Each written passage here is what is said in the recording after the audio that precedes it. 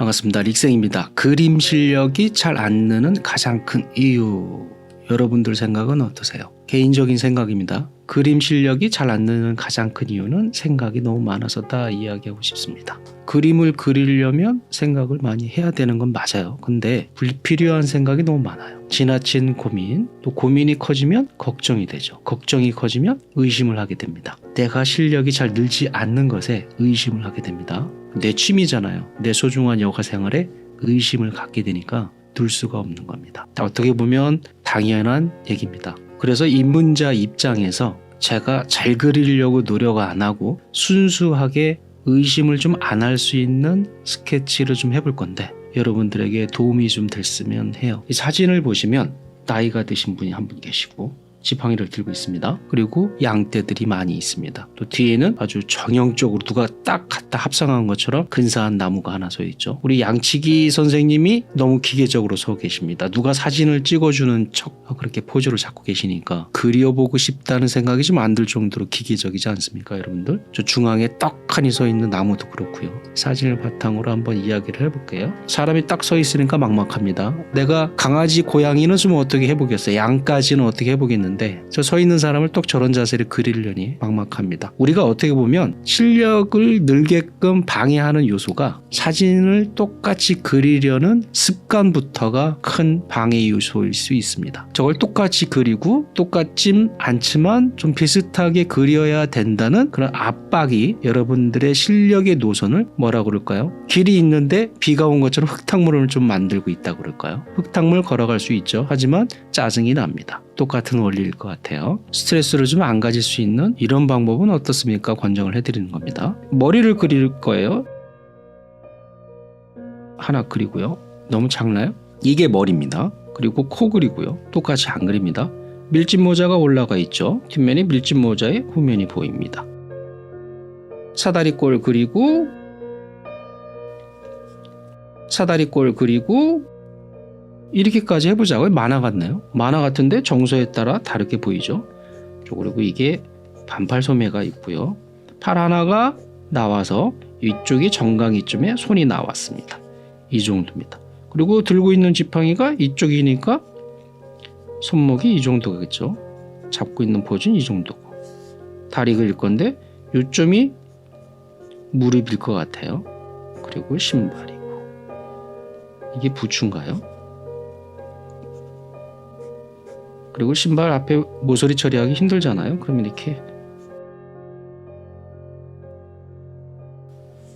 표현만 하겠습니다. 이렇게 됐죠? 지팡이가 여기서 올라와 가지고 약간 꺾여서 내려갔네요. 여기 앞에쯤 있네요. 이 정도만 하고 여기 표현 이 정도만 하고 매듭이 져 있고요. 이쪽 밀짚 모자 쪽이니까 어두울 거고 눈은 귀찮으니까 안 그리면 됩니다. 그리고 수염이 좀 나 있는데 이렇게만 표현을 할게요. 가지를 고의적으로 까맣게 칠해서 민소매가 윤곽이 좀 도드라지게 할게요. 이런 게 귀찮으면 뭐 이렇게 가도 되죠. 균형에 맞춰서 못 그려야 되는데 이뻐 보이네요. 죄송합니다. 그리고 제가 좋아하는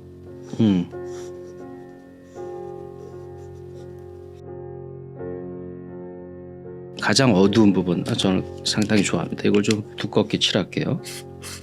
이렇게 그림자가 밑으로 나와 있어요.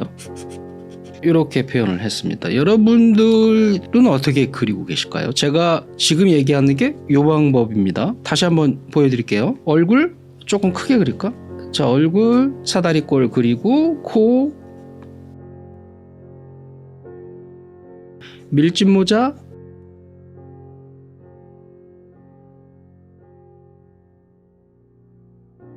사다리꼴 그리고 사다리꼴 그리고 민소매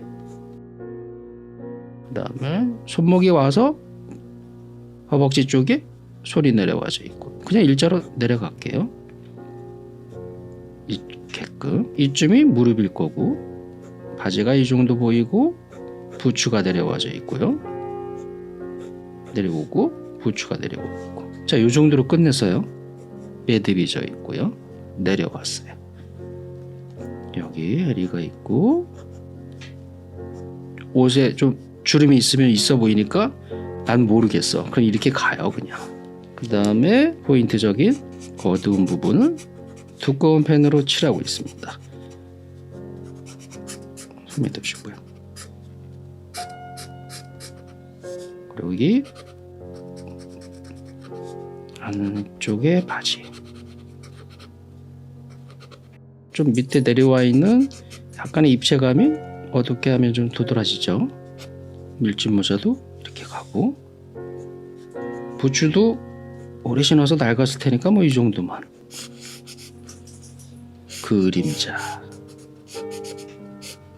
그림자가 이렇게 긴 거 보니까 태양이 상당히 밝다는 얘기입니다. 이렇게 그만큼 청명하다는 공간인 것 같아요. 이 정도로 표현했는데 여러분들은 어떠십니까? 닉생을 따라가세요. 이렇게 제가 했던 것처럼 사다리꼴 그리고 밀짚 모자 그리고 이렇게 한번 똑같이 해보십시오. 물론 실력이 좀 되시는 분들은 오래 그리신 분들은 괜찮겠지만 그래도 입문하시는 분들 입장에서 맞춰야 하기 때문에 아무래도 그동안 그리신 것보다는 아마 저를 따라 하시면 조금 더 좋아 보이실 거로 생각이 돼요. 그 다음에 재미삼아서 요소, 풀. 뭔가 풀이 좀 뒤쪽에 있다면 대지에 약간의 그 입체적인 화각을 암시하게 되죠. 이렇게 이쪽도 풀이 좀 있고 여러분들 취향에 따라서 해칭을 좀 쓰셔도 됩니다. 해칭이 익숙하신 분들도 많이 있을 거예요. 다리 부분 옷에 그늘이 져 있으니까 이쪽 부분 어둡겠죠. 항상 인물이 서 있을 때는 안쪽이 어둡습니다. 자, 또 그리고 밀짚 모자 밑에니까 이쪽이 어둡겠죠. 턱 부분 항상 어둡습니다. 그리고 밀짚 모자가 머리 위에 쓰여져 있으니까 이 어깨 부분 어둡겠죠. 이렇게 해칭으로 가도 되고 해가 이쪽으로 왔으니까 반대편도 좀 어둡겠죠. 이 정도로만 표현해도 되고요. 여러분들의 이해를 좀 같이 좀 만만하게 이렇게 따라가야 되는데 이뻐 보이네요. 자, 이 스타일로 그렸는데 그럼 양은 어떻게 그려야 될까요? 양도 한번 그려보겠습니다. 우리가 양을 그리라고 하면 지금 사진 근거로 돼서 지금 이 캐릭터에 맞춰서 흐름을 좀 따라갈 필요가 있죠. 나는 사람을 이렇게 구성하고 싶은데 이 스타일을 좀 따라가는 게 좋죠. 양을 정면으로 한번 그려볼게요. 역시 사다리꼴을 하나 그려주고요. 이 사다리꼴 오늘 많이 쓰네요. 사다리꼴 좋습니다. 이거 이용만 잘하면 그 양은 목이 조금 긴 편이니까 사다리꼴 얼굴 그려주고요. 또 낙엽 같은 귀가 포인트죠. 이게 양인가? 잠깐만. 이렇게 그리자고요. 그리고 뒤에 뭐 이렇게 일단 사다리꼴 그리고 앞다리 이렇게 나와서 닭다리처럼 이렇게 사다리꼴 뒤에 다리 나왔고 뒷다리 나왔고 그 짧은 꼬리 목까지는 표현을 안 해도 되는데 이렇게 눈 그리지 않을게요. 여기도 포인트가 뭐겠습니까? 똑같이 사람에 맞는 포인트. 제가 밀짚 모자의 포인트, 팔의 포인트, 다리의 포인트 있죠. 똑같이 따라가겠습니다. 뒤쪽을 어둡게 하고요. 또 다리 부분. 이 양이 좁아지는 다리가 좀 특색이에요. 이러니까 좀 양 같네요. 그렇죠? 여러분들 기호에 맞춰서 머리 부분 미치니까 이쪽이 좀 어두울 수 있고요. 배 쪽이니까 배 밑에는 좀 항상 어둡죠. 이렇게 따라갈 수도 있고. 그리고 요소, 풀, 또 뒤쪽에 요소를 그려주면 대지의 원근이 조금 묘사가 되고요.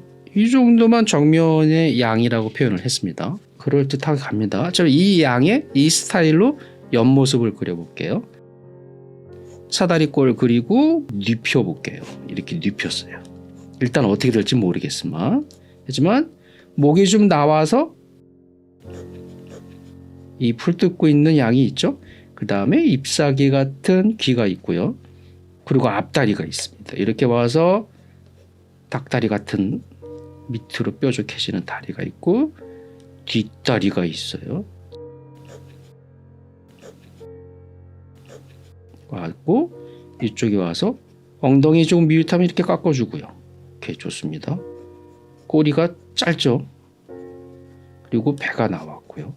자, 여기서 또 뾰족한 다리 부분, 바로 이런 포인트, 이런 어두운 포인트가 이렇게 따라간다는 얘기예요.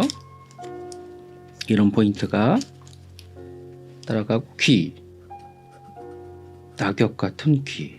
얼핏 보면 강아지 같을 수 있는데, 살찐 강아지 같을 수 있는데 뭐 우기면 어쩔 수 없잖아요. 우리한테는 양입니다. 그리고 이분 스타일이 지금 양치기 선생님이기 때문에 몇 마리 이렇게 배치를 하면 양으로, 자, 이렇게 고쳐가는 겁니다. 자, 이 양이 있고요. 또 이 양 옆에 또 양이 있죠. 사다리꼴 그리고 사다리꼴 그리고 귀는 낙엽, 닭다리, 엉덩이 있지만 짧은 꼬리, 또 이렇게 따라갑니다.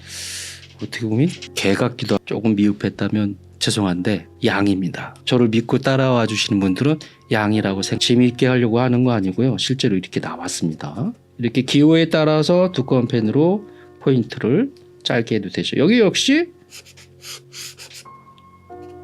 그림자가 있네요. 쉽게 치워야 하고요. 세밀한 표현 하지 마시고 이렇게, 이런 여기가 얼굴인데 제가 급한 마음에 좀 유용한 방법입니다. 자, 그렇다면 저 맨 뒤에 너무 기계적으로 포토샵 합성 같은 턱하니 나무가 있습니다. 아주 멋진, 이렇게 갔겠죠. 그리고 이렇게 갔겠죠. 끝은 항상 나무는 뾰족합니다. 이렇게 갔을 거고, 이렇게 갔을 거고, 이런 식으로 갔을 거고요.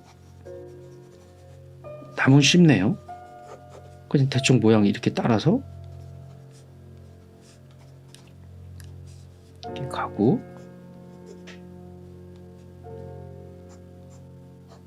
항상 나의 그림 실력을 잡는 것은, 뒤를 잡고 내 어깨를 누르는 건 똑같이 그리려는 생각 때문이다. 그림 실력이 잘 안 느는 건 생각이 너무 많아서다 라고. 나무 역시도 바로 이런 스타일을 따라가야 되는 거예요. 양도 이런 스타일이니까요. 역시 나무도 이런 스타일을 따라가야겠죠. 지금 보고 계신 분들 중에 저건 내 취향 아닌데 이럴 수 있어요. 하지만 기본적으로 입문하는 과정도에서는 바로 이런 기능들을 인지할 필요는 있는 겁니다. 비록 내 스타일은 아니어도 인지할 필요가 반드시 존재합니다. 그림을 잘 그리게끔 도와드리는 이유도 있지만 가장 중요한 거는 생각이 많은 걸 조금 차분하게 가라앉힐 필요가 있다는 거. 더 중요한 건요, 바로 이런 도구들과 또 이런 스케치북, 이런 녀석들하고 친숙해져야 됩니다. 우리가 친숙해지려면 많이 가지고 놀아야 돼요. 많이 대화를 해야 되고 많은 시간을 가져야겠죠. 그러면 여러분들에게 당장 필요한 습득의 숙제는 뭘까요? 바로 이런 간단한 그림들, 원리적인 습득입니다. 그래서 오늘 여러분들에게 엎었다 뉘었다 해서 응용을 해볼 수 있는 시간을 좀 마련을 해본 겁니다. 멘트를 하면서 하는 거는 더빙과는 좀 somewhat 다르죠. 이게 직접 멘트를 하면서 최대한 편집할 거를 좀 줄이려고 애를 쓰니까 좀 빠뜨린 게 좀 있을 것 같고 그러네요. 하지만 조금 미흡하더라도 여러분들 조금 좋게 이쁘게 봐주시고요. 건강한 미술 시간들 가지시고요. 또 건강한 실력 쌓으실 수 있으실 겁니다. 릭생이었습니다. 감사합니다.